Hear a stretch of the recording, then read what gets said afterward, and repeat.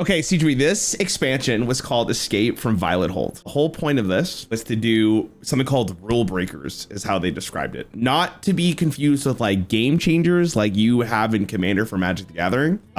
You're playing too much Commander now. You're playing too much Commander. Well, think you know all this terminology now. This is crazy. No. I was saying like on stream, because the other day I was doing like, can I win with every single Rulebreaker? Because as you could probably guess, they're not all good. But I was like calling them game changers, and then I was sitting there like, oh, like, I mean, they're synonyms, right? Like game changers, rule breakers. I mean, maybe kind of no. Like the rules are subjective. You guys in Hearthstone, you really break the rules. You put things on cards that make no sense. Oh, wait sense at all. Wait till you see today.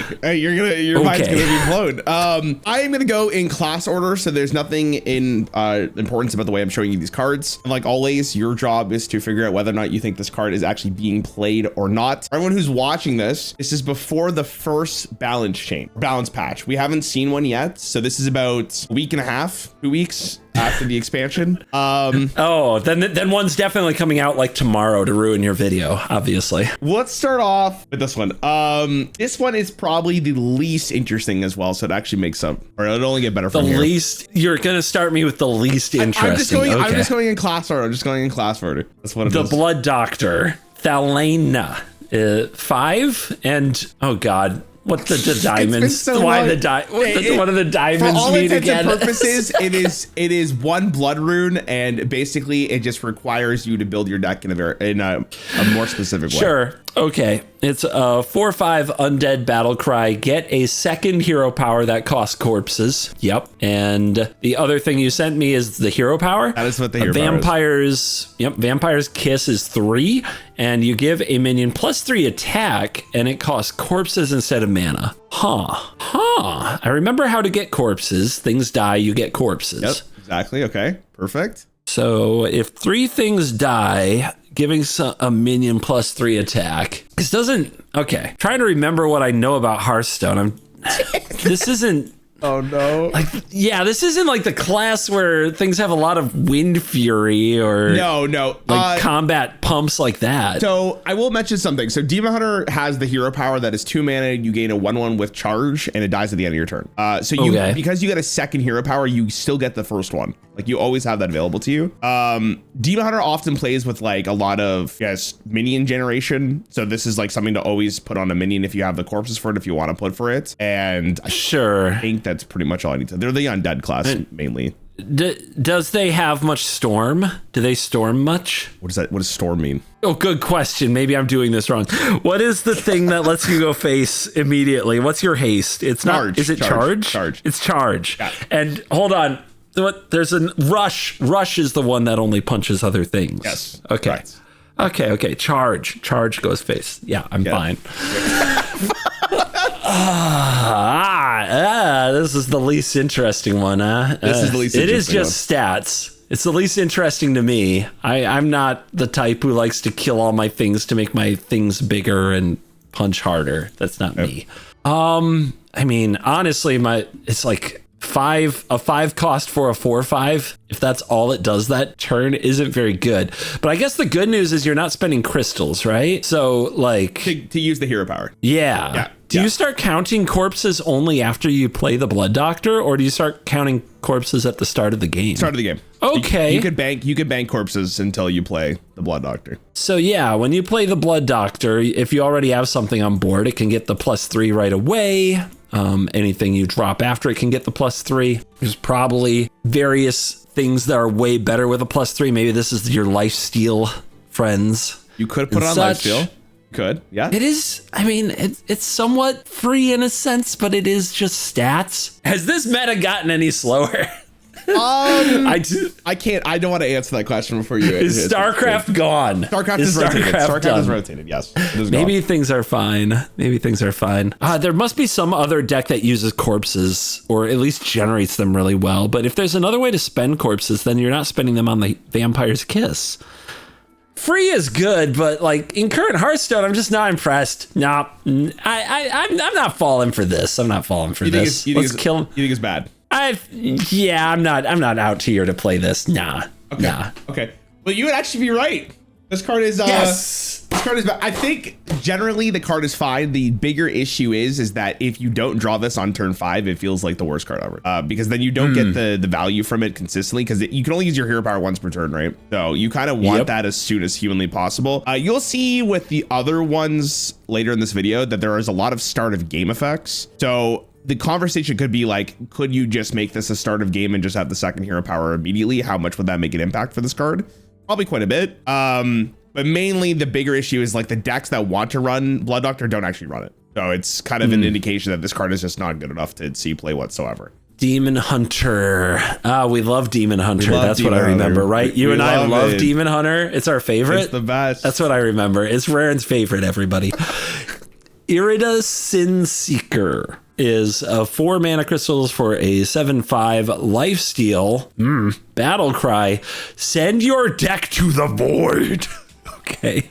At the start of your turns, get 2 cards from the void. Wait, what? I'm going to explain how this works for you. So you have your normal deck spot. You take all cards from your deck and put it into where, I don't even know where the void is. It's just gone. And at the start, you don't know where it is. Like, you don't play Demon Hunter. It's not on board. Like, there's no void on the board. Like, they're just gone. At the start of your turn, you get 2 cards, but you also still draw the card from your deck, which means if there's no cards in your deck, you start taking fatigue, which is incremental damage that adds 1 every single turn.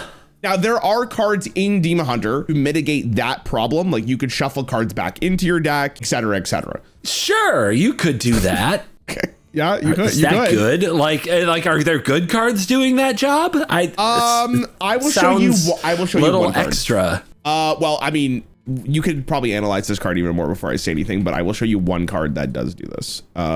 If you remember from the Fabled video, there's this card, and this card Rock Cigar. Yeah, I don't know if it's been a while, so I don't know. Wait, what? I've never seen this before. Fabled charge start of game disappear. Anyways, this card's good. This card's actually playable. But basically, the concept is like, this doesn't start in your actually like a real card in your deck. You have to find all the portals, and every time you play a portal, it shuffles the new one into your deck. So like, if your deck's empty, you can keep shuffling the portals and find them immediately to get your 12/12 in charge as soon as possible. Like, that's an example of like putting cards in your deck you don't draw. This card is crazy. It's a 2-mana 12/12. I thought I showed you Rock Cigar before. I mean, if you did, how would I remember? It's been 100 years. I mean, like, I could probably show you cards that I've shown you before, and you'd be like, I've never seen this. There's no way. Same with your videos. I mean, I could easily that's like, a video we were gonna do someday. Someday we're doing that video. It's gonna be great. I agree. Okay, so they're playing 2-mana 12/12s. That tells me a lot about the meta. I'm just reading the fell. All right, summon a 1/1 demon for your opponent. When it dies, draw a card and shuffle the next portal into your deck. The next portal is like a 2/1, and then a 3/1, and then a 4/1, and then the 4/1 just, once you kill it, adds Broxguard to your hand, just in case you're Poggies. But like, that's just an example of a card that just shuffles stuff into your deck. There's more of that, but like, that's probably like the best example to show you. And it's playable. Jeez. Okay, man. So you're drawing 3 cards a turn if you get cards back in your deck? You would draw 3 cards a turn. Yes, you would. It's a lot of cards. It is. That's pretty good. That seems really good. The things I would do to draw 3 cards a turn, bro. Oh my god. And I think play a 4 mana 7/5 lifesteal has to be up there. Like, that doesn't sound like. That's a good rate. That doesn't sound bad. That doesn't sound bad to me. I don't need to say anything. This is busted. This is insane. This is. Okay. Awesome. You think? I don't care if I don't win games. I would be playing this. 3 cards a turn. 3 cards a turn. Yeah. Okay, you're showing me a 2-mana 12/12, and you're showing me a 4-cost 7/5 lifesteal that says Battle Cry. For the rest of the game, you draw 3 cards a turn. How? I can't say no to this. This is awesome. I can't say, if this is bad, I don't want to play your game. Oh, you're not playing Hearthstone. This card's bad. Really? Shit. Okay. Yeah, this card's really interesting. The thought process would be like you put it in like an aggro deck and it's your top end, right? That's usually how people think about it. Currently though, it feels absolutely miserable to do so because if you do not have Brock Cigar, like the portal in your hand, you have to find it, which yeah, 2 cards a turn is great, but then all of a sudden you realize like you're also taking fatigue. Then you gotta start making really hard decisions of like, do I trade or not to trade? And like as great as the Irina is, like it just doesn't work out currently in Hearthstone. There's too much damage to take. So like you're just skipping a turn to remove your deck for some reason. So Zerg people are Zerg rushing without Zerg is what you're telling me? There are we'll get to it later. You'll see exactly what I mean. You'll see exactly what I mean. Great. Why this card is very hard. Now, will this card be playable in the future? I actually think there will be a chance that this card does see play at some point. Maybe at some point, not yet, but both of these legendaries, unfortunately, that you've seen are just not very playable at the moment. Cool. If it had Rush, I think it would go crazy, but it does not. Rush. Yeah, that's a good keyword, I hear. Yeah, it is very good. All right, here is... Watch a video by some YouTube guy, said Rush was really important. Good keyword. It is. It's one of the best. Anyway, Chef Nethrek. That sounds right. I don't know how to pronounce his name. Sure. 3 mana for a 3/3 start of game. If your deck only has cards that cost 3 or less, set your mana to 10 after 5 turns. Oh, I'm going to clarify one thing. You're going first. You don't get the 10 mana until turn 6. Yeah. Okay. Just in case there's any confusion there. Still Ramsey 4. What class is this? Druid. Druid? Oh. Okay. It's Druid. Oh.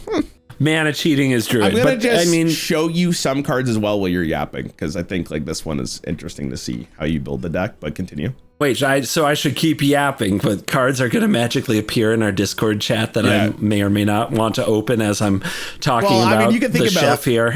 Like, just the card on its own, but maybe the synergy. I mean, Druid, is there a class more likely to have big stompy stuff than Druid? Probably not, so maybe you're like really limiting how the awesome stuff you play. I don't know, you just showed me a 2 mana crystal 12/12, that seems like stats. Okay, that's a bit of an outlier by now, I hope.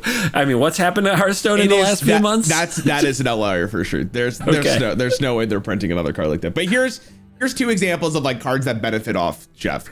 Okay, so as Shara's Triumph is 1 for shuffle 5 random minions into your deck that costs 8 or more and double their stats. Okay, what is this? What is this BS?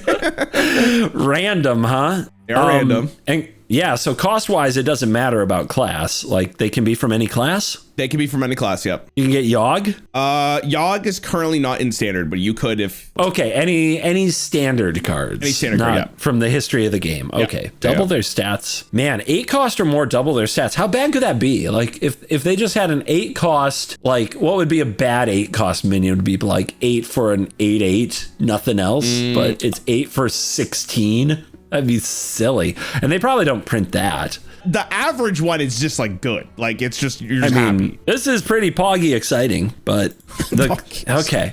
Anyway, let's read the Spiteful Chef. I see a chef theme going on. There's much Druid cooking. 3 mana for a 3/2 Battlecry. Summon a 2-cost taunt minion. If you have 10 or more mana, summon a 6-cost instead. Okay.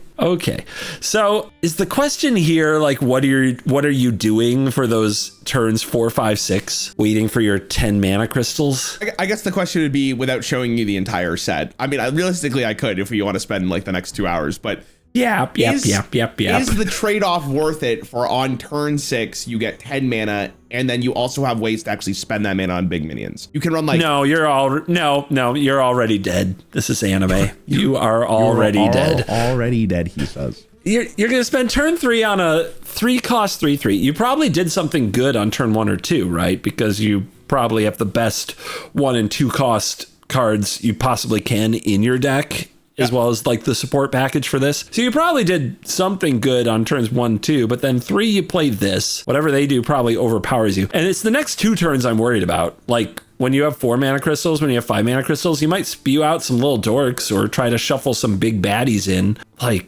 I guess this says start a game, right? This is in your deck, but start of game, it has this effect. Yeah. So you don't need to play. So you don't want to draw this. You don't want to draw it. No, there's better cards for you to play. So of course you'll draw it every time. That's the way it works. Guaranteed.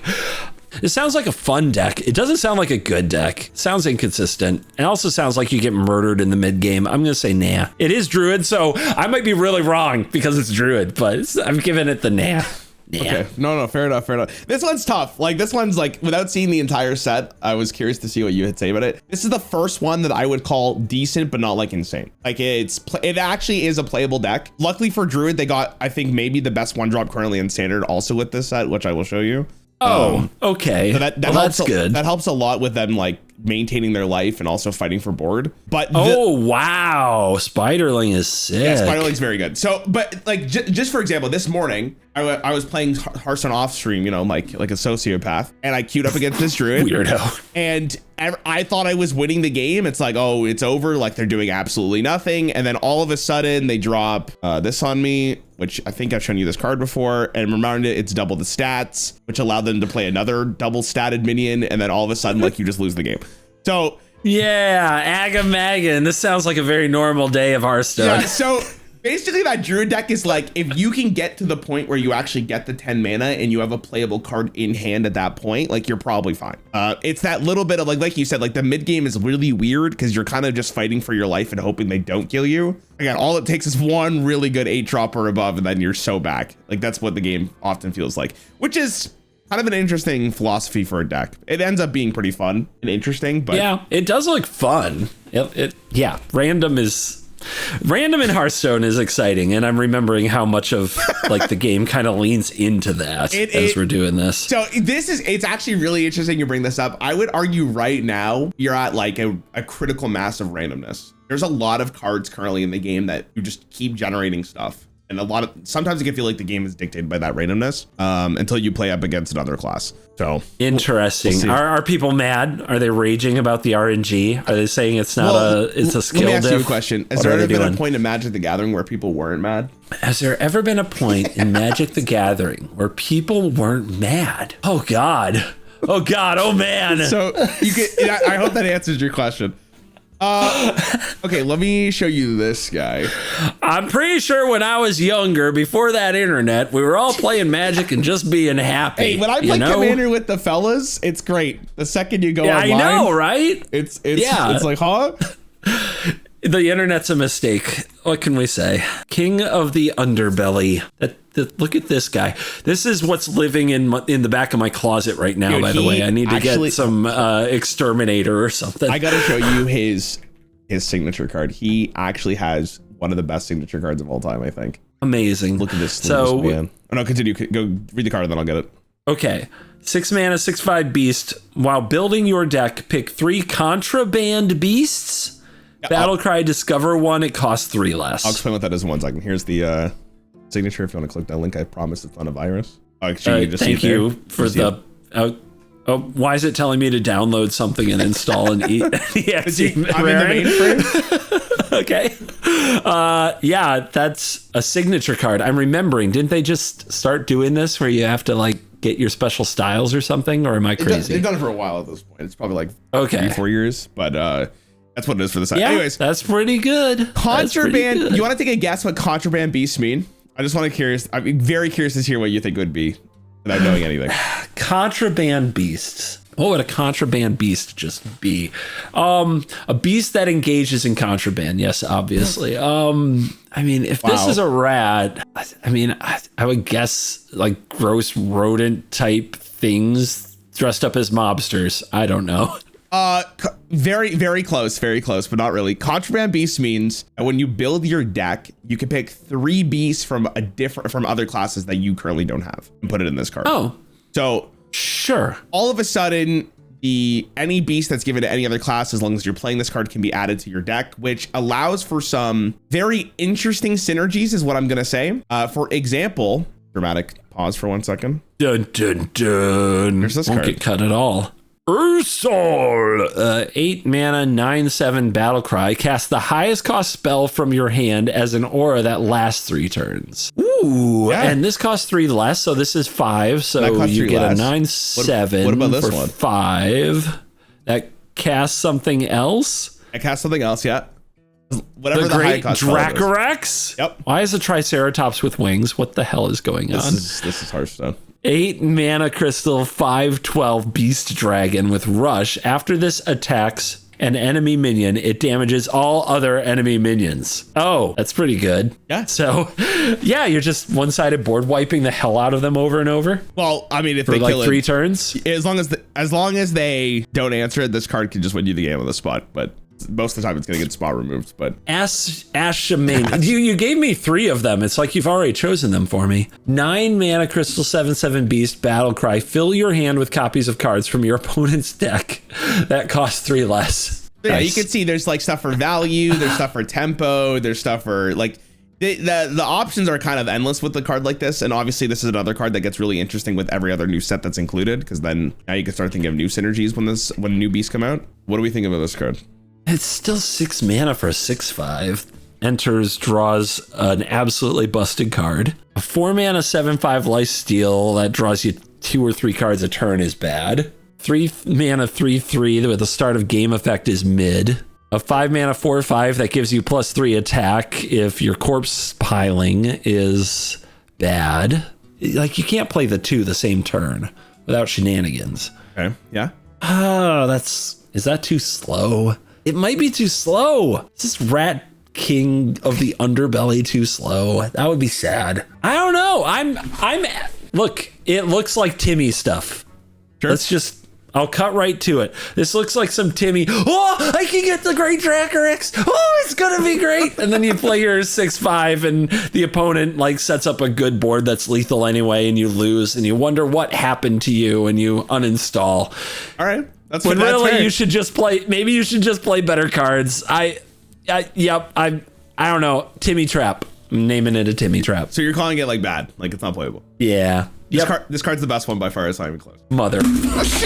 And it's funny. I showed you 3. Oh my God, really? I showed you 3 beasts just to show you what the potential is. But if you scroll to the card literally before King of the Underbelly, that's the card you're looking for, because that's a beast. And all of a sudden, Agamemnon is now, what is it, 7 mana? And you can. Oh my God, it's a beast. And you can combine it with this, which is extremely good, because now you're doing crazy. doing Okay. 7 mana to deal 10, and then the Briar Spawn Drake also does additional damage based on what's on board, which is very, very powerful, because Hunter plays a very tempo-based deck with this as like its finisher. So you're basically putting pressure on the entire game, taking a slightly slower turn to basically just burst them out of the game after you play this combination. And that is very good. Like that is a very good combination. The Timmies have taken over Hearthstone. What the hell is going on? What is happening? That deck currently has a 57% win rate. Is that like high in your game? That's pretty good. Wait, what's the highest in yours? That's pretty good. Okay, I don't know, like best of one, like 60%, pretty good. 60% is insane in a card game. That's not balanced. So like Wizards needs to look at their game a little bit. They need to get to work. Okay, at like 55%, I guess, in like Pro Tour tournament play is like pretty normal. But best of one usually has an outlier because it just has they find the best nut draw in the game and just lean into it. Yeah, that makes sense. Okay, here's your next one. So like, is there any coming back from this? Have I just lost the video? You're good. You're like, fine. You're fine. You're fine. Take the L here. I promise you, you haven't even seen the coolest ones yet. I promise you. It gets so much cooler than this. I'm not going to say better. The best one. I got the best one by far, according to you, wrong. I've showed you so far. It's a capital L. Okay. I promise you can redeem yourself. You just have to lock in. Okay. Lock in. Jailhouse Mana Storm is 5 mana for a 5/5 with a battle cry. After you cast a spell this game, summon a random minion of the same cost. Oh, that's kind of cool. And that lasts the rest of the game? That lasts the rest of the game. Every time you cast a spell, minions are not spells. Minions are not spells. Damn it. Okay. But you do have spells. So, like, if you cast like 3 spells in a turn, they all also bring a random minion of the same cost? Yeah. That just gets summoned? Their battle cries proc and everything? Battle cries do not proc, no. They're just like the stats on board. I mean, that's just free stuff with your spells. If your spells are any good, you just play a cantrip, get a dork, play a cantrip, get a dork, play a cantrip, get a dork. That's pretty much it. And if they do good things, you know, I assume most of them do good things. Can you just get the 2 mana 12/12? No, you cannot get the 2 mana 12/12. You cannot. Why not? You can't What's wrong with generate that? You can't generate Fable cards. That is that was that's some definitely BS. intended because that card would have been, dude, that would have been fucking miserable. Yeah. Why haven't they fixed that? Come on. That is such an insane, like, I would imagine losing the game because your opponent randomly high rolls the 2 mana 12/12. Like, that's nuts. Let's go. The whole deck would be 2 mana cards. You play it until you roll the 2 mana 12/12. That would be the whole plan. See? Yeah, that sounds fun. I'll let the designers know. I'll let the designers know. Can you just grind them out with endless stuff? I mean, not to mention, like, what if you just cast an awesome 6 or 7 mana spell that does like big impact spell, and you get a big impact minion? Give me, it seems okay. Like, it doesn't seem busted. It seems very feast or famine. I want to like shoot down the middle. I'll lean to the side of like playable, but I don't know. I feel like it needs a lot more support than the other cards. It needs like really good spells. So I'm not gonna say there's bad spells, but this card is currently not super good. Okay. The problem with Mage currently is the bigger spells are good for like freezing the board. But if you're already dying, this card's not going to do enough for you. You need, like, Mage needs some kind of like AoE heal, which they'll probably never get just because of the class identity. But if they had like a huge Reno Jackson kind of turn, like, this card would be nuts because you could play it with this. You take the turn off, you heal up, and you're chilling. That's the problem though, is like you kind of have to hope that you survive the next couple of turns, because playing a 5 mana 5/5 in 2026 Hearthstone is like you're just dying. For some reason, this is what they called the rule breaker for Mage, and I'm sitting here like, I guess, like, my opinion is I don't think this card's that interesting. I don't know about you. I feel like this one's kind of whatever. They also printed this card for Mage, which I'm going to show you the other legendary, because I think this is what I would consider the rule breaker of the set, because we've never had this effect. Key. Okay, one is discover a spell or refresh your options. A 20% chance to take 5 damage each refresh. So it's like Limdol's Vault in Magic. I have no idea what that is, but I'm sure it's sick as hell. What is it? Limdol's Vault, I might show it to you sometime, but it's a 2 mana instant. You look at the top 5 cards of your deck, and you can pay a life to put them on the bottom and look at the next 5 and put them back in any order, or you can pay a life to look at the next 5 and put them back in any order. Sick as hell in Hearthstone. What the hell? That'd be so broken. Yeah. In Commander, it's fun because you can lose 10 life. Like, is that a game changer? That has to be one. That has no, to it's be. not. What? No, it's not. You don't draw the cards. You just arrange the top of the deck. Yeah, but I mean, if I got to curate my deck, I think that's like insanely good for, especially in a game like Commander where you have 100 cards in your deck, right? That's 5 cards at a time. Yeah, you just keep looking for the right 5, I guess. Yeah, it's a sick card. I was gonna say the Skeleton Key is what I consider the game changer, by the way, because we have never had a card in all our years of Hearthstone since Discover's been in the game where you can refresh your option at the cost of taking potentially 5 damage, which is kind of funny. I mean, I imagine that's a pretty good card. I imagine people want to start the game with that card. Most of the time you don't take 5, and you got a good chance if like you refresh once or twice of hitting the spell you really want for your turn 2 or whatever matches your hand. Seems good. Yeah, I think this card is like going to be auto included into every single Mage deck. So Magic players would be they'd be all over this card. They love their ponders. They love their I look at my top cards and I select the perfect card, and I use my life as a resource, and it gives me more options, and I optimize my play patterns. That's every card game in the world, man. Yeah, card game. This is crack to card gamers. Just seeing how much they can like rediscover the right cards. This card is just like playing this card and not taking the 5 damage and constantly refreshing and just trying to find the perfect card is so much fun. Okay, this is where I would consider if we start getting to the really interesting ones. Okay, let's see how you think about this card. This card is insanely cool. Commander Beatrix is 5 mana for a 5/6 taunt. While building your deck, pick a 2-cost minion and 10 copies join your deck. So, okay. So 10 copies. There's a couple stipulations here. I'm just gonna say, this card means when you put Beatrix in your deck, you must pick a 2-cost card, and 10 of those cards would be added. You cannot add 2 additional copies. That card just gets the 10 copies, and you don't get the 2 that's normally in your deck. That is kind of important to note. So. But when you start the game, you can draw those copies. They could be in your mulligan. Like, that's what I'm basically saying. So great. You have roughly, I want to say, what, like every 3 cards is one of these cards to draw. Yep. Question is that actually worth it? I don't know. Is there a 2-cost busted legendary that just stockpiles on itself? It's crazy that you say that. That's actually so cool. Let me show you a couple of them. I'm sure you're very excited about it. I mean, it makes the next several years very redundant because every time a set comes out, it's like, all right, where's the 2-mana busted card? True. Let's show you this. I'm going to show you a couple of them because this one's fun. I'll show you that one. Captured Archmage, 2-mana, 3/2 Death Rattle. If you had 4 other captured Archmages die this game, cast Fireball at a random enemy. I believe that was 6 damage, 8 damage? 6 damage, yep. 6 damage. Okay, yep. Doomsayer. Oh, I remember you. Isn't this an old card? It is an old card. It is currently still in standard. Yeah. Okay, 2-cost 07. At the start of your turn, destroy all minions. Love it. Amazing. How stupid is that? Oh, it's so dumb. Oh, 1 out of every 3 cards is a Doomsayer. Yeah. Is that fun? I mean, Control Mage in me loves it. That's gross. Warden Maev, 2-mana, 1/4. After you play a minion, give it +3/+3 and make it go dormant for 1 turn. You know what dormant is? Can't do anything, right? It's on the board, but it's sleeping. Yeah, you can't interact with it. So that means when the minion wakes up, it still has summoning sickness, but you're giving it +3/+3. Pretty big. It's a lot of stats. There's a lot of stats. There's this one. I think that's probably good enough to show you. Unless you want to see more, there's more, but they just keep going. Scarlet Bruiser, 2-mana, 2/2 Death Rattle. If your deck has no neutral cards, get a random paladin. It costs 2 less. I'm sure the paladins you get for 2 less are good stats. Well, no, it's just a paladin card, like any paladin card in standard. Oh, okay. Just a random paladin card, class card. Okay. I am also going to showcase this card to you just so you understand, like, one of the things you might say to yourself is like your draw is going to be really weird.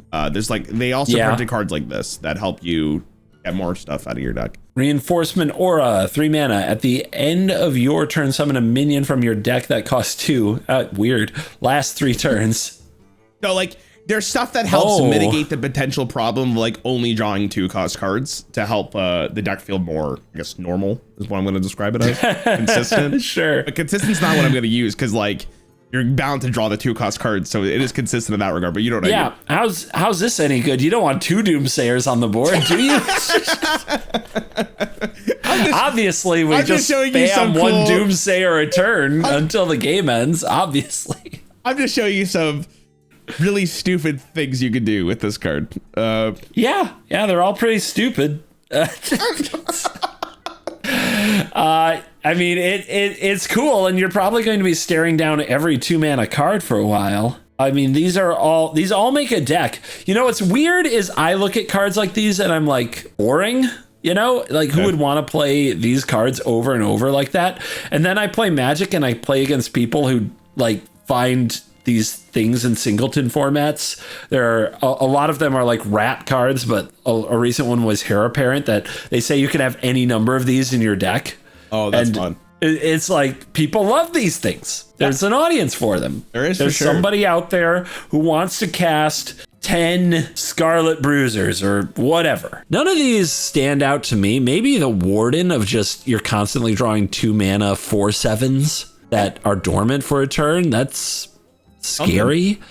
And I mean, there'll be other creatures, there'll be other minions in your deck that come out with that +3/+3. And then the other, I mean, then you just get things out there with Divine Shield and an extra +3/+3. Maybe that's the way you do it. Maybe it's just good, honest, intense stats paladin.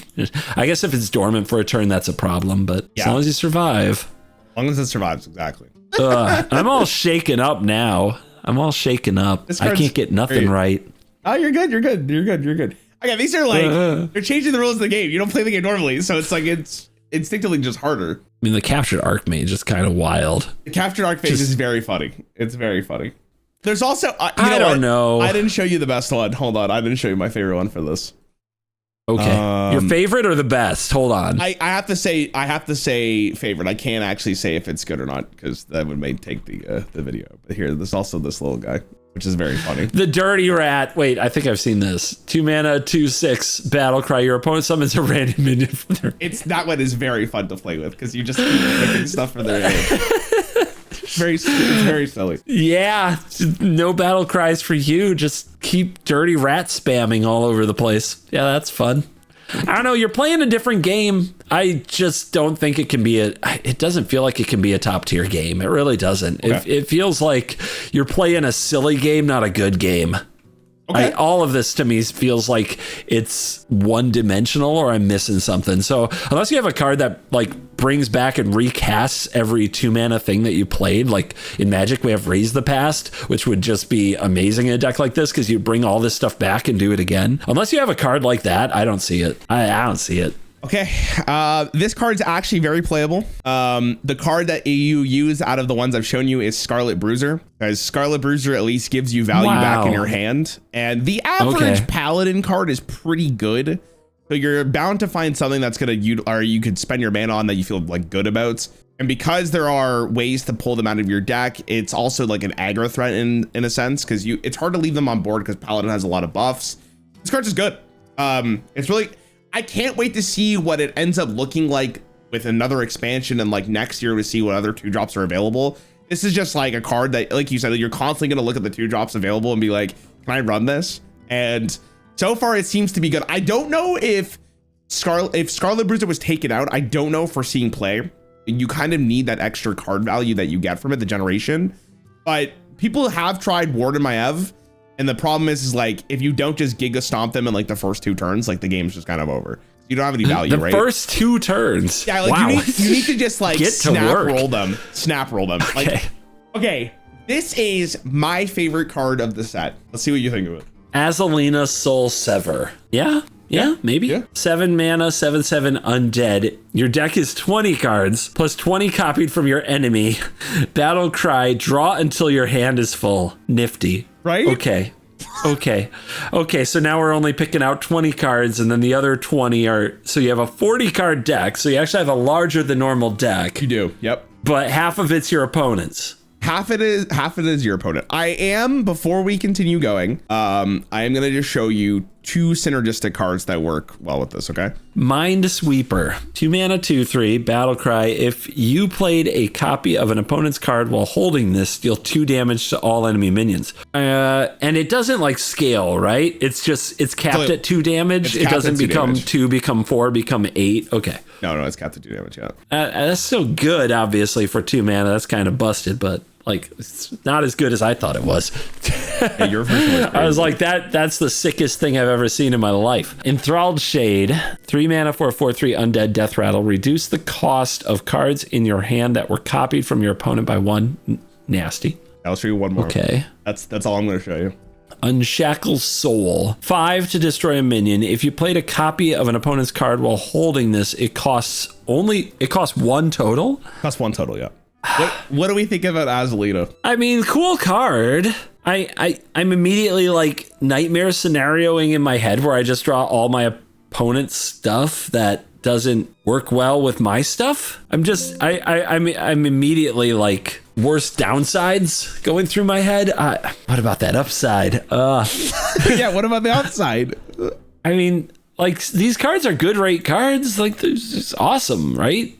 Yeah. You just don't know what half your deck's gonna do. I hate that. I hate not going into a game not knowing what my deck's gonna do. That is fair. That is true. But that's why the card's so cool. Every game is different. Is it?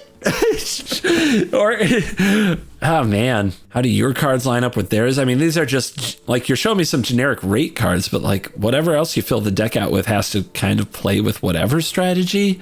But I guess it looks like it's Hearthstone, man. Everybody wants to fight for the board. You just want the best cards at your costs, right? Yeah, no, I mean, that makes sense for the most part. Yep. So maybe it's not that bad. It is very, like, the variance is crazy. Like, you have no idea what you're getting. Even if you go with a deck that's synergistic with you, you also don't know what cards you're getting from that. So it's like, yeah, it feels like peak high rolling. Because what if you get their worst 20 cards, right? Yeah, like you have no control over that. So then you're hoping you got the right cards from your opponent's deck to play their end game, but you don't know for sure if it's in there. right? You don't know if you even have their... No, this can't be like competitive A++. It's just too much variance. It looks fun, but no, this can't be that good, right? No way. So you're going with this card's bad? Yeah. Okay, you're absolutely right. You're absolutely right. Hey! This card is, we got one. I think, the coolest card they have ever released in this game. I think this is like by far the most interesting card to put in your deck. Not only does it make every game feel really, really different, but also like this is what Hearthstone should be. Like there needs to be cards like this in the game that are just fun. The intent with this card, I guarantee with the design team, was not to make it like a super, super OP card. It's just like, how do we make a card that's super interesting to play with for people who love like thieving from your opponent? And this is it. If they're gonna actually buff this card, I've thought about this a lot because this is a card, I want this card to be more playable because currently it's atrocious. You're not queuing this shit up. They need to make Azalina like a 3-mana 3/3 or like a 4-mana 4/4. The problem with this deck seems to be you run out of resources too quickly. And because you have 40 cards in your deck, the consistency of your deck to find draw, which 20 of those cards have to be from your opponent, is like very limiting. So I would hope that eventually they make the call that Azalina gets to be a little bit cheaper in cost. Now, obviously, a 7-mana 7/7 draw until your hand is full is insanely powerful. That's very, very good battle. I should say, not the mana. The battle cry is very, very good. But if it's cheaper and like you're not likely to get it because you have a 10 card bigger deck than your opponent, maybe having it cheaper is good. Also, what I would do as well, really lean into the 40 card package. I don't remember. Do you remember Prince Renathal, which was your deck started with 40 cards and you start with 40 health? Yeah. If they took the 40 health thing and put it on this card, I think that would significantly make this card better, because then you get one additional turn, which could be the difference of you winning or losing the game. Right. Yeah. Take Rarran's consulting service, Blizzard, and totally buff his favorite card, please. Thank you. Also, while you guys are at it, there's a lot of solo adventures, and I thought you could use this card in solo adventures to play like Naxxramas boss cards, but it doesn't work, and it makes me really sad. So if anyone from Blizzard is watching this that could do something about that, please fix it. Thank you. Okay, here's Rogue. Oh yay, Rogue.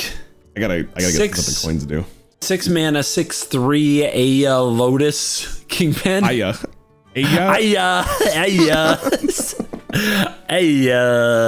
I'm a Lotus Kingpin. Always go second. Nice. Battle cry, pick an upgraded counterfeit to replace your coins this game. Get 2. Okay. Pick an upgraded counterfeit to replace your coins this game. And you get 2. Your coins. All right, I'll show you what the cat. Before we get into the coins, let's start with the first sentence. What do you think about that first sentence? Always go second? Yep. In digital card games, it can be more interesting because you can play with cards that are good going second in case that's a mechanic. They printed Summon Magic for the Alchemy, like it's Hearthstone ripoff kind of thing. And it's digital only cards. They say if you go second, you get this. And if you go second, this costs 1 less and things like that. They have you didn't know about this? They have never used that mechanic in Hearthstone. That's very interesting. We're at without spoiling how good this card is, we are at a point in Hearthstone where going second is kind of ass. Like you don't want to go second. And I think that applies to literally every single card game. Going first is just objectively just better in any situation. I don't know about Commander. Is it better to go first in Commander? I don't know. Yeah, there's no downside in Commander whatsoever. So it's extremely pushed. So, like you still get to draw a card and everything in Commander. Yeah, so like in every card game, it's kind of just always correct to go first. So obviously putting this card into your deck has to give you like a huge benefit. Now, the benefit of going second in Hearthstone is you get 1 additional card in your mulligan and you get the coin. And the coin, for people who do not know, is just a 0-mana card that gives you 1 mana. Now, when you play Aya, she upgrades your coins to these 3 different versions. One of them is the Jade coin. You remember Jade Golems from back in the day? That's pretty much what it is. For every time you play one of these Jade coins, you get a 1/1 and then a 2/2 and then a 3/3 and so on and so forth. You get the Grimy coin, which deals 2 damage to a random enemy minion. And then you get the Cabal coin, which gives you a random 1-cost Kazakus potion. Without going too much into it, because it's very overwhelming, it's basically like 1 mana, gain 3 armor, summon a random minion that died. Or 1 mana, all your minions gain 2 life and you deal 2 damage to the entire board. Stuff like that. A card that gets you a card that gets you another card. Cool. Exactly. So the conversation is, because obviously in order for you to understand how good Aya's potential is, you'd have to kind of go through every single rogue card available to you. But the main thing I would focus on here is just, is it worth going second? Is what I would describe it as. Kinda. I have another question, if you don't mind. So it says pick an upgrade counterfeit to replace your coins, get 2. So you have to play this for 6. Do you have to still be holding a coin to get the 2 counterfeit coins? You don't have to be holding a coin. Like any coin you generate once Aya's played is going to be the new counterfeit coins that you ended up picking. And so you need other cards to make coins if you aren't holding that coin. Now, like I've said before, Hearthstone does synergistic class sets when they do expansions. So there are other ways for you to generate coins in this archetype. And I do want to show you one card in particular that maybe could help you realize why maybe getting an extra coin for going second is important in the extra card. And this is going to require me to explain the main mechanic of this set to you. Cool. Okay. Can't wait. Here's this guy. You can read him. Well, I saved this in my folder. Black Market Auctioneer is 9 mana crystals and a lockbox key thing for a 4/4 with prepare, and whenever you cast a spell, you draw a card. Remember him? Remember Gachin Auctioneer? This is his son. I sure do. Black Market Auctioneer. Wow. So what prepare went into the bad trade. What a disappointed father he must be. They put him in jail. You know, that's you know what I mean? That he escaped and this is his life now. He's a fugitive. Yep. What prepare is, and I don't know, you guys probably have a mechanic like this in Magic. I want to say, I don't remember the name, but while this is in your hand, you could drag this card on the top of your deck and it will prepare it. What that means is it will spend all your remaining mana that you have plus 1 mana. So if you have like 3 mana left, this will discount this card by 4 based on how, and then the variable is how much mana you have left over. So if you have 5 mana left over, you would discount it by 5 plus 1. So therefore it costs 3. Does that make sense? Okay. So does that make sense? You have to take some time off. Yeah, you take some time off to make it cheaper. Yes. It's like you pay it in installments. It's like when I buy expensive Magic cards and they ask me if I want to pay over time. So yes, but the thing about prepare is you can only prepare once, so it wouldn't be in multiple installments. It would just be like investing in your future is how I would describe it. To play a card. Sure. Yeah, and you get a 1 mana return on your investment. It's like exactly. It's a great return. Great way of putting it. But the conversation is like, Gadgeted Auctioneer was, I think the last one was in standard. I want to say it was like 7 mana. It might be 8 mana now. You have to wait till turn 8 to play it. But with Black Market Auctioneer, like let's say I'm doing nothing on turn 5, I can prepare it, and then the next turn, for the rest of the game while it's in my hand, it's going to cost 5 mana. So then it's easier to play in a future turn. So that's the idea with a card like this, is to prepare it so you can do a better turn sooner. You're taking a turn off for tempo, obviously. Yeah, and what a great time to take a turn off for tempo than when you're always going second, Rarran. Elaborate on that. What do you mean? Oh, I'm sorry. Is it not? Oh, do I need to explain that going second and then also giving up more tempo could be detrimental to your chances of winning a game? Yeah, I mean, that makes sense. This seems pretty bad. What? Okay. What? You could spend your coin, but you don't really want to because you have to be holding a coin when you play this 6 mana card, which maybe you don't even want to draw this. Maybe this, by the time you get to 6 mana, you have to also have a coin. And then your chief, you just said the chief mechanic of the set is something that's like anti-tempo. Is this all a bait? Like, what the hell is this? Okay. Yeah, it's. I wanted to say it's currently not very good. We don't. You're right. Like, we don't have this like just to give you an idea. The version that runs Aya versus the version that doesn't run it is like a 7% difference in win rate. Like that's where we're at. Like you just for the potential payoff that Aya could give you with the coins, that's where we're currently at. Now, again, with Aya, it's really interesting because like you could see the potential. Right? Like you could see like what they were going for. Like the whole miracle package is kind of back. I think the bigger issue with this is Auctioneer is too expensive, but also like Aya needs to be a little bit more or less expensive. Because like if your whole payoff for a card like this is to make your coins better, why the fuck am I waiting till turn 6 to do that? Like that sounds atrocious. So you're like giving up initiative for like the potential. Has anyone ever sold you on potential before, CGB? Don't do it. Oh, yeah. The timeshares and various timeshare meetings in my life. Yes. So the potential investment returns. Oh, my God. Yeah. Basically, like I said, in every other card game, going second is a huge detriment. Aya does have the chance to become a very good card, even at the cost of going second. But I think arguably the biggest problem with it is A, it's too expensive. B, Rogue does better stuff.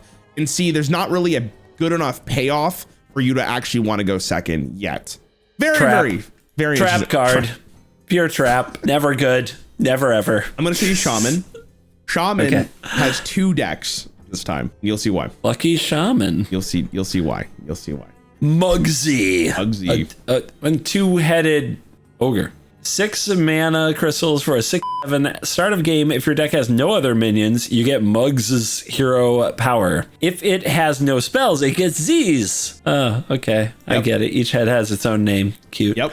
So Muggs magic is passive. Your first minion each turn costs 2 less. Wait, what? So if your deck has no minions in it, you get Muggs magic, which is your first minion each turn costs 2 less.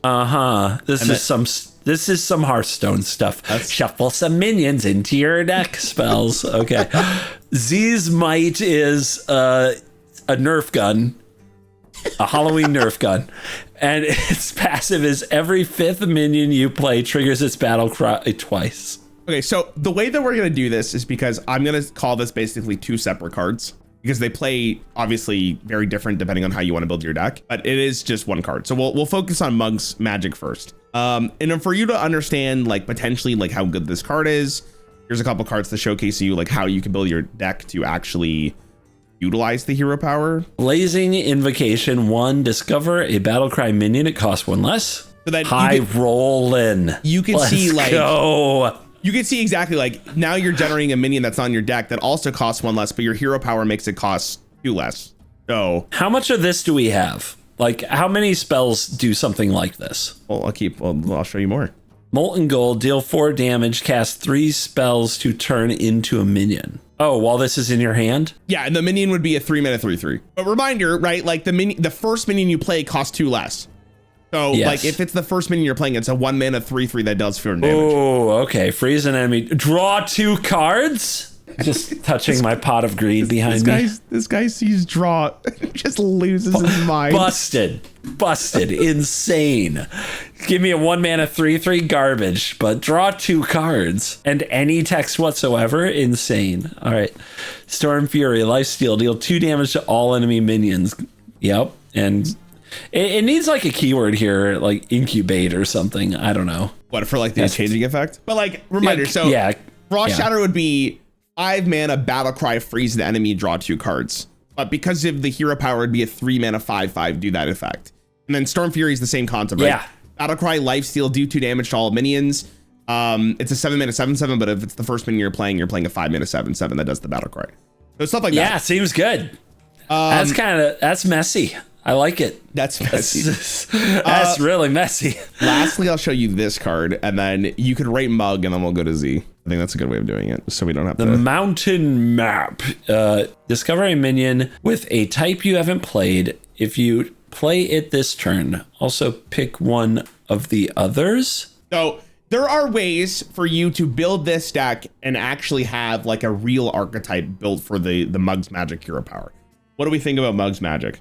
I mean, like the stuff you showed me, if it worked, it's pretty sick. I mean, it's cast 3 spells to turn into a minion, so your whole deck is spells in this case. Yeah, I will also say weapons don't count for this because they're not minions.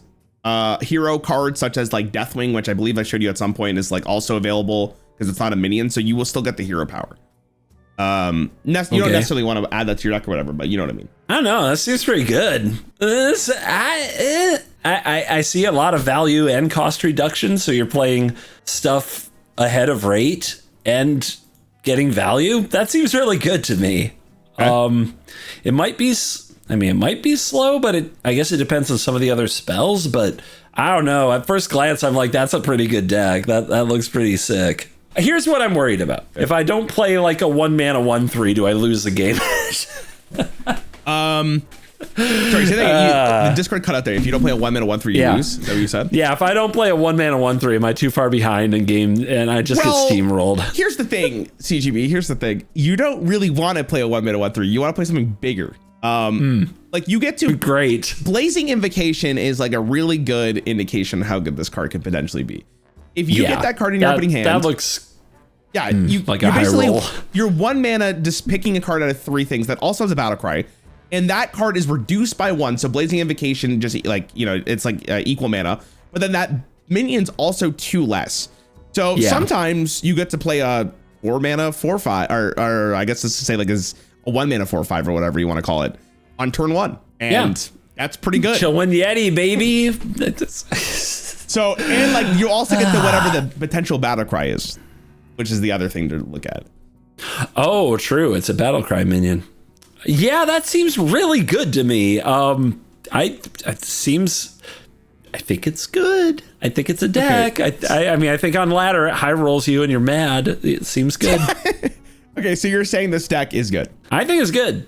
Looks good. This card, this deck right here with Mug's Magic is currently the best deck in the game. Yeah. It's a really, it's a really interesting archetype. But that being said, kind of the Blazing Invocation, like just potentially high rolling at the start of the game is kind of weird, because it feels like sometimes the game is just over on turn 1, because you're always fighting behind them if they get to play like a really big statted minion immediately. That leads us to the second hero power, which is Z's Might, which says every 5th minion you play triggers its battle cry twice. I don't know if you want me to show you minions for this. It's up to you. I mean, there's got to be something with a battle cry that's totally sick that is the one that you try to build up and set up.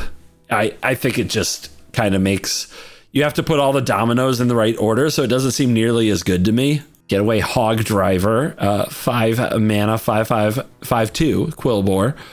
Battle cry, draw 2 cards. Oh god. Okay, if they're both minions. Oh, and they will be. They gain charge. You also have this to play on turn 1. Pot of Charging Greed. Oh my god. Okay, that's really good. 1 mana. After you play a battle cry minion, give it +1/+1. Okay, for a 1 mana 1/3, and your whole deck is battle cry minions, 100%. So yeah, you could see like there's I won't go through every minion because obviously that's gonna just take too long, but you can see like obviously there's a lot of good minions to put in the deck. Yeah. Okay, and this might be good. This might be pretty good. We've also learned from a while ago. Do you remember Bran Bronzebeard? That 3 mana 2/4 that doubles all battle cries when that card's on the board. Yeah. Yep. That card's pretty good. Still around? No, it's not currently in standard, but you have a passive hero power that does it on every 5th minion where you don't have to draw Bran. You can kind of line up the really good battle cries if you want to, and it's important to note here that Z's Might doesn't just doesn't increase based on playing battle cry minions. It's every minion. So you could play like tokens or other stuff to get to the point where you're on your 5th battle, or you're on your 5th minion, and then get the battle cry value. The Hog Driver is sick. The Hog Driver is good.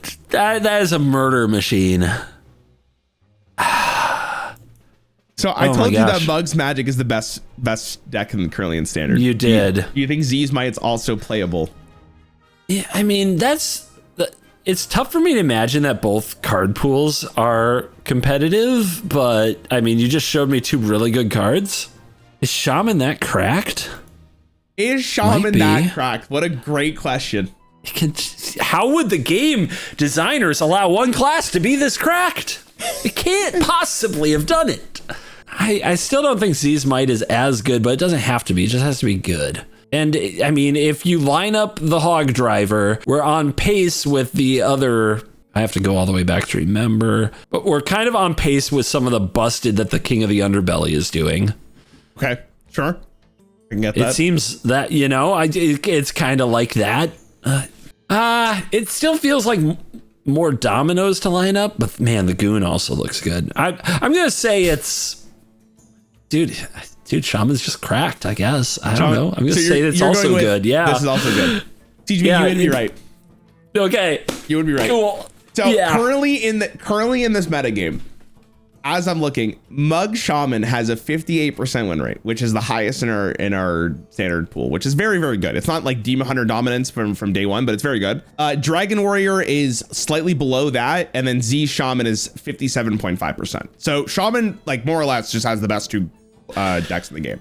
Wow. One legendary for the record. Wow. Which is kind of insane. Kind of insane. I believed that I didn't think any of these would really line up super well, but it was kind of atrocious. Now, I am going to show you one interaction from Z's Might that was bugged at release of this set. And I'm just going to explain it to you. Here's this card.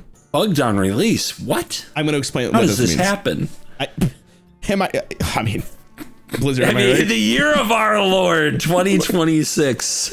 Blizzard. Okay, what had happened? I gotta get the neutral card here. Hold on, just so I can explain it. Do you remember what Kindred is? We did that was from Ungoro 2 when we did the tournament. Do you remember what it was? The problem with Kindred for me is it's also a magic term. Okay. Like it's also a magic keyword, so it's very difficult for me to remember. Okay, so Kindred is if you played the same tribe last turn, it would proc the Kindred. So in this case, Slag Claw is an elemental and a dragon. So if I play an elemental or a dragon the turn before, the Kindred would proc. The way this would work with its bugged, the fact that it was bugged, is that with Mugs, was it Mugs Might? Is that what it's called? No. Sorry, it's the Z's Might. It would proc if you played Primal Friend Challenger, which says Battlecry, your next Kindred triggers twice. When Slag Claw was played on the 5th minion played, it would trigger the Battlecry and it would trigger the Kindred twice, on top of the fact that it would trigger the Kindred twice from the Challenger. So you could be, I died unironically at turn 5 at 30 life to this card. But wait, how does it, huh? Okay, so you get 4 cinders, but you trigger their death rattles. Okay, so it 16 times? I don't even know what the fuck happened. It was like, I was just playing the game. I was like, oh, I'm gonna win this one most likely because they had nothing on board. I lost. GG's. So they banned this card. I don't know if it's fixed yet. I'm actually not 100% sure. It probably is by the time we're recording this video, but like that type of shit was absolutely ridiculous. And obviously that made that deck just broken because like your whole strategy would just get the Slag Claw in 5 and then just win the game. But ever since that bug was, or ever since Slag Claw was banned and obviously fixed, Mug Shaman has returned to its dominance on top of the ladder.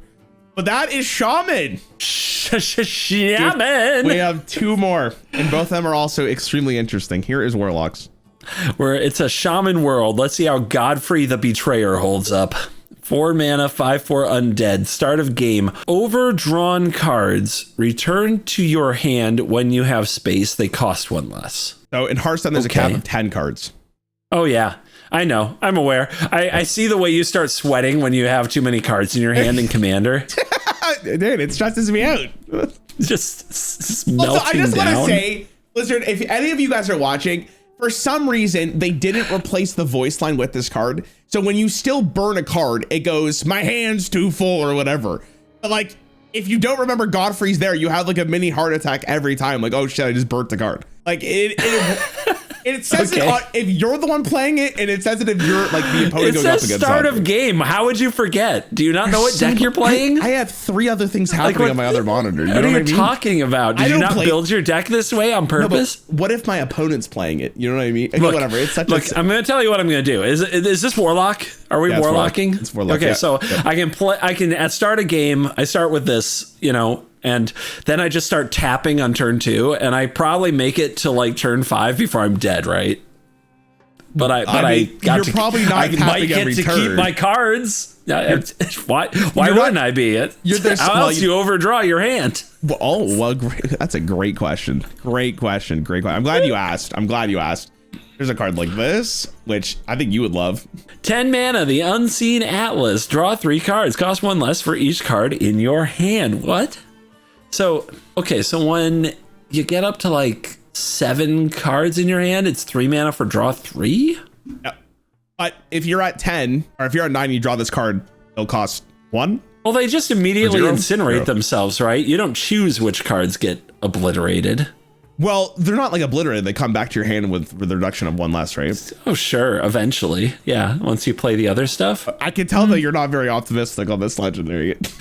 I mean, look, I like drawing cards as much as anybody, but I mean, imagine if you actually have this in your hand and you need to cast a 4-mana 5/4 against this. Yeah, you've Godfrey shown me in this set that like a 4-mana 7/5 lifesteal doesn't do nothing. Draws 2 cards a turn. Nothing. This has to be trash. Okay, no, you're right. Currently, Godfrey is not. So this is an interesting card. Heart. Yeah, really, I honestly think another really, really like 10 out of 10 card here. Like I love the design of this card. I think it's really interesting. The problem is Warlock A doesn't have a great win condition. That's the biggest issue here, is that like Warlock's win conditions do not line up to the power level of everything else's. Why am I playing Godfrey when I could play a 1-mana 4/5 on turn 1 with Shaman and then have better cards to play afterwards? It doesn't line up. Warlock needs something to pay this off. Like we need to bring Mountain Giants back. We need to do something else, make them more powerful and be able to cheat big stuff earlier. But they just don't have it. The other issue you have is like, if your hand's so full, you have to be able to play those cards to make room for the new cards that come in. So like you don't have that luxury as well, because often what ends up happening is like you have to play removal, which means you're not really getting value from Godfrey to begin with. Like there's just a ton of potential issues with Warlock. Can I say this though? In Wild right now, Sujubis, we are seeing levels of dominance, like day 1 Demon Hunter, because of how Godfrey has interacted with the critical mass of Warlock cards in that set. That card is disgusting in Wild. Disgusting. Beautiful. So, let's go Wild. They're printing for Wild now. It's crazy. I mean, I'm sure they're not, but like that's the symptom of making cards like this, right? Because are you sure? Oh, it only takes one Wild stan on development team. I would be willing to bet that they don't even bring up Wild in a conversation when they design. I'd be willing to bet like they don't do this stuff. What's gonna probably happen is they're gonna ban Godfrey from Wild, and then once it rotates out, they're gonna make it. I don't even know how you fix this problem, because they're gonna have to change the text box of the card. Tragic. Which is tragic is the way I would describe it. Tragic. I think this card's awesome. I really hope at some point there's like a better deck for Warlock to play with a card like this. But yeah, you hit it right on the head. This card is just unfortunately not playable. Mountain Giant reprint, you cowards. They don't even need to reprint it. We have the core set. Just fucking put it in the core set. Like, what are we doing? Okay. Anyways, this is the last one. This is also, I believe, the very first rule breaker that they showed us, and for a good reason. Chainbreaker Hogger. Yep. Is 8 mana for a 10/10 taunt. Start of game, duplicate all other legendary cards in your deck. Woo! Okay. So you're telling me they make cards designed so that you only have 1 in your deck, and then we give you a card that says you can have 2. Yeah. That's awesome? That's why it's a rule breaker. Yeah, I'm sure people immediately started theory crafting that. I can have 2 of this. I can have 2 of that. I can have 2 of this and that. Listen, oh my God. Yeah. I just want to say, without thinking of standard, me and one of the other Hearthstone content creators I make videos with, we did a video yesterday that was 100 legendaries because of Hogger. And it was the best game of Hearthstone I've ever played in my life. This card is so fun to play with. I can't even tell you how fun it is. But anyways, back to standard. What do you think of it? Do you think it's playable? How much more consistent is that? It is double. You're like twice as likely to have your legend on curve. The math is mathing. I mean, double's a lot. Like that, people underestimate the difference between a 1 cost and a 2 cost card. A 2 cost is literally double a 1 cost. If you can get a similar effect for 1, it's insanely better. But this is a little different. But yeah, as far as like legendaries you could have in your opening hand. So this is a weird one to evaluate, right? Because obviously some builds are going to be way more successful than others. It yes. feels like there's got to be gravity towards certain legendaries, but all that we need is for another expansion to print a good legendary that matches this deck, and you suddenly have, it's not just Deathwing, it's Deathwing Hogger or what, Chainbreak Deathwing or whatever. So there's got to be, like, I'm just gonna go out and say that they've probably found a deck. They've probably found a few decks. There's probably a few spots where this is good. This has to be good. So this card is being played, and it's being played for a very particular reason. Now, before I show you what that reason is, I think generally this card is good. Most of the time you're adding a legendary in your deck because it's good and you want that the effect. So having the chance of drawing it again is obviously very good, and drawing it more likely in your deck is great as well. The bigger reason people are playing it is because of this card right here. Warp Tooth. This is a 4 mana 3/3 beast with charge. If 3 friendly characters take damage on one of your turns, summon this from hand or deck. So if you have so you get 2 3/3 charges when you get 3 things to take damage. Yep. It's just free value, baby. That's just aggro. That's just free value. That's just free value. So Dragon Warrior, which is the second best deck in the game, basically runs Dragon Warrior for the previous expansion, but they basically added Hogger and Warptooth to the deck because all of a sudden you get 6 additional damage out of nowhere and you drew 2 cards from your deck. It's patches, but in my opinion, it's a worse version of patches. I'd rather just have patches, but it's still a good card. And it's just easy to get out of your deck because if you're playing minions in general, you're going to deal damage to your minions. There's also just a variety of ways of just enabling this. The other reason you play it is because there's a card called the Egg of Kelos, which I don't know if I've actually ever showed you before. Hold on a second. There's a whole deck called Egg Warrior, which I don't know if I've ever brought this up to you. Warrior? Yeah, the whole point of this is to do this. And the whole deck center around this, like basically this one card. Look at this big old egg. Yeah, it's a big guy. Sure. Yeah. Classic egg warriorism is like, look out, guys. The egg is coming. The issue is like with that deck is you're only running 1 copy of the egg. And if you don't draw the egg early enough, your deck kind of just falls apart. But if you're running Hogger and you have the ability to get a second copy of it, not only does it make your deck more consistent, but there's also like another win condition besides just the 1 egg. And break 5 times to hatch a 20/20. Yes, and you may think that's very difficult, but it's not very difficult. For Warrior, that is free low. Like they damage their stuff all the time, right? Yeah, and it's also like if I'm clearing your board, this is just a benefit because I'm getting 1 step closer. And a lot of decks do not have the ability to handle a 20/20 with taunt. And even if you do deal with the taunt, there are cards that can bring back the Death Rattle, kind of like reanimate, but I'm not going to go into the nuance of what that means. Or there's like the second version of the egg now, right, that they have to deal with. So there's just that Hogger card is just like incredible. Like it's incredible. And it's not as good as Mug, but it is good enough to like push very good archetypes even further because what of it enables. And like you said, every single time legendaries are now released for Warrior or in the neutral set, you have to look at this card and go, do I want a second copy of that? And most of the time, if you're going to run that in your deck, the answer is probably yes. Like it's just good. So that's Hogger. Yeah, there you go. It's good. It's going to be taunting us for the rest of its time in Hearthstone. I think people are going to get sick of this, to be honest. I don't know. I see the thing about this set in particular, which I think is very interesting, is that because it's such a fresh take on the game, other than Shaman, you can make the case that Shamans is kind of just like do this thing. And we've already had like all spell decks or all minion decks before, but they're so interesting to play with that I think that people are going to be probably okay with it, unless the legendary you're pulling is just absolutely egregious and people don't want to deal with the second one. I'm sure they wouldn't design anything like that. I can't wait to see. That's every rule breaker. What do you think?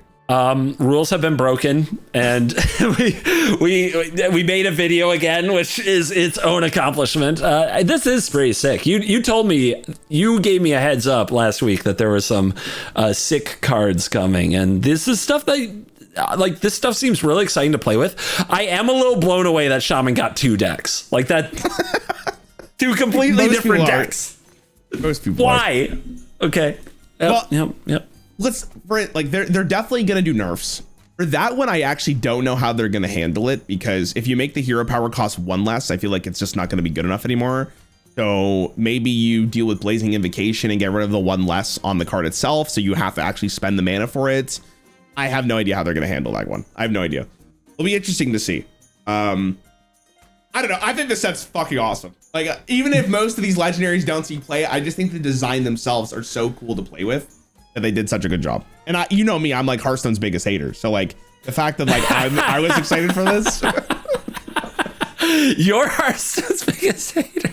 I mean, playing any game every day will do that to you. What's your baby in here? Where'd your baby go? Azalina. You've got Azalina. You can play other people's decks for the rest of your life. It's fine. Yeah, true.